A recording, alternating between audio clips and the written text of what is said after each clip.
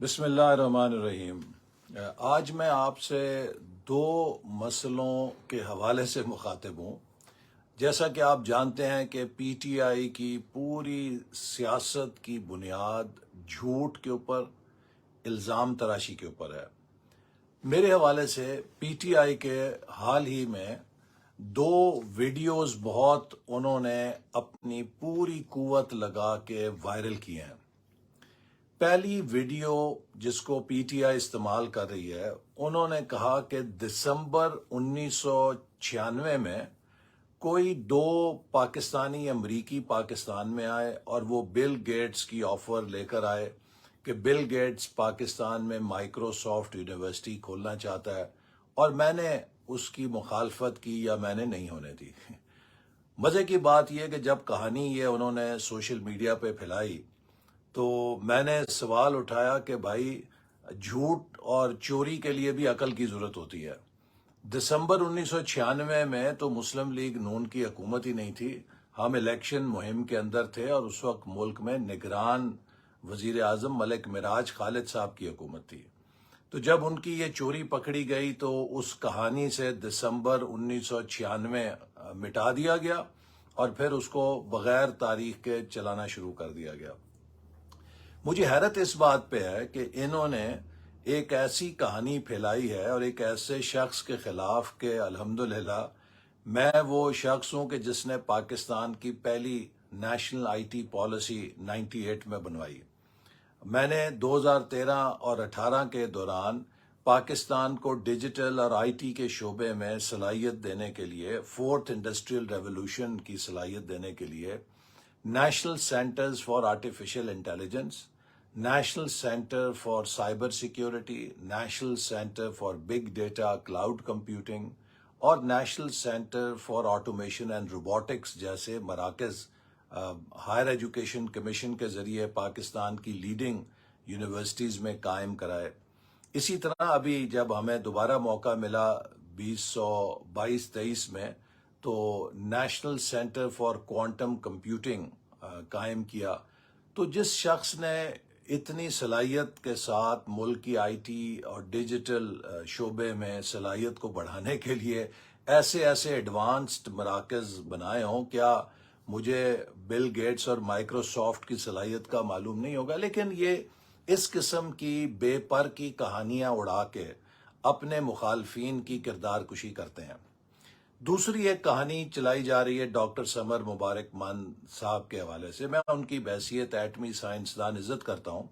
لیکن ضروری نہیں ہے کہ جو شخص ایک شعبے میں بہت کامیاب ہو وہ دنیا کا ماسٹر آف آل ٹریڈز ہو جائے۔ جیک آف آل ٹریڈز تو ہو سکتا ہے، ماسٹر آف آل ٹریڈز نہیں ہو سکتا۔ ڈاکٹر صاحب موصوف نے تھر کے اندر حکومت سے اربوں روپے لیے کہ میں کوئلے سے گیس پیدا کروں گا۔ جب ہماری حکومت 2013 میں آئی تو اس سے پہلے یہ کروڑوں اربوں روپے لے چکے تھے، تو یہ پھر ایک فارمولا میرے پاس ڈیمانڈ لے کر آئے کہ ہمیں چند ارب روپے اور چاہیے۔ تو میں نے ان سے کہا کہ آپ کے منصوبے کی کیا نوعیت ہے، کیا جو آپ نے پیسہ لگایا ہے اس سے کامیابی ملی ہے؟ تو انہوں نے کہا جی ہمیں اس میں کامیابی ہو گئی ہے، ہم گیس کمرشل سطح پر حاصل کر سکتے ہیں اس ٹیکنالوجی کے ذریعے جو ہم نے ڈیولپ کی ہے۔ تو میں نے انہیں کہا کہ اگر آپ نے تجارتی یا کمرشل صلاحیت حاصل کر لی ہے تو اس کی آپ تھرڈ پارٹی ویلیڈیشن لے آئیں، کوئی ایک تھرڈ پارٹی سے سرٹیفائی کرا لیں کہ جی آپ کے پاس ایک قابل عمل اب ٹیکنالوجی ہے جس سے گیس کو کمرشل بنیادوں پہ آپ تھر کے کوئلے سے پیدا کر سکیں گے۔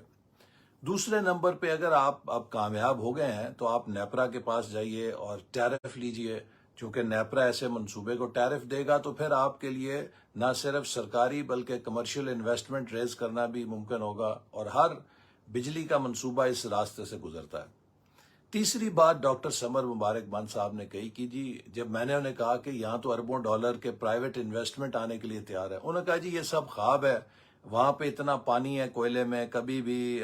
کان کنی کے ذریعے یا مائننگ کے ذریعے کوئلے سے وہاں بجلی پیدا کرنے کا منصوبہ کامیاب نہیں ہو سکتا۔ اور اس پر بھی ڈاکٹر صاحب کا جو اندازہ غلط ثابت ہوا۔ آج اربوں ڈالر کی سرمایہ کاری وہاں پر ہے جس سے ہزاروں میگا واٹ بجلی پیدا ہو رہی ہے۔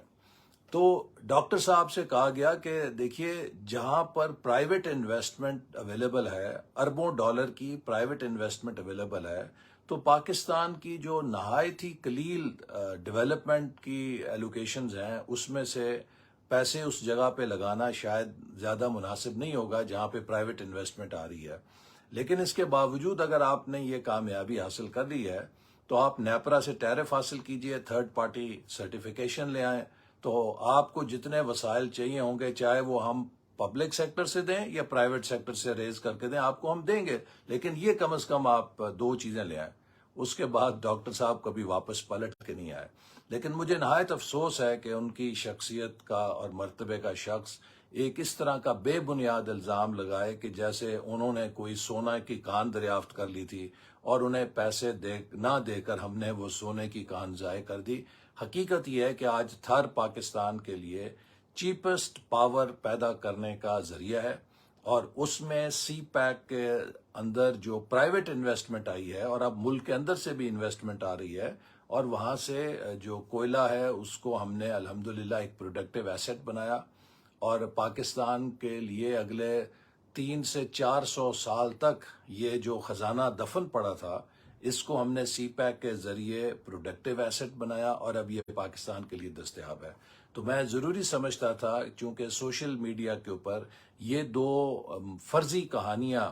پی ٹی آئی بہت زیادہ میری کردار کشی کے لیے استعمال کر رہی ہے. ان کا ایک ہی کام ہے کہ جو مخالف ہے اس کی کردار کشی کرو، اس کے خلاف جھوٹا پروپیگنڈا کرو، سب کو چور ڈاکو بناؤ، اور اپنے پاس اپنے پلے کچھ نہیں ہے، نہ کوئی پروگرام ہے، نہ کوئی منشور ہے، کارکردگی صفر ہے، صرف دوسروں کو گندا کرنے کی صلاحیت. اور اسی کا نتیجہ ہے کہ آج خان صاحب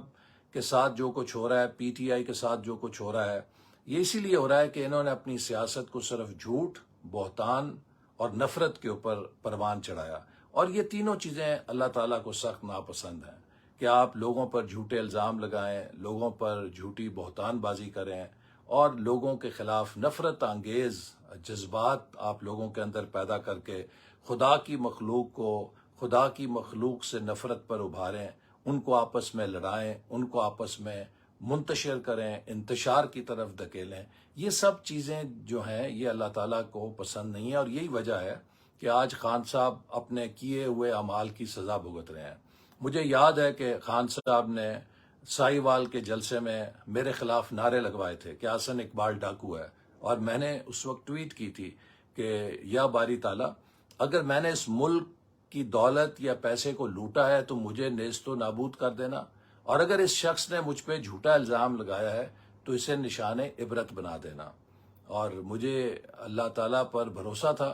اور آج وہی میری شاید دعا اللہ نے قبول کی ہے کہ وہ شخص جو دوسروں کی جلسوں میں کھڑے ہو کے پگڑیاں اچھالتا تھا، جھوٹے الزام لگاتا تھا، آج وہ نشان عبرت بنا ہوا ہے. تو میں سمجھتا ہوں کہ ہمیں ایسے رویوں سے اجتناب کرنا چاہیے.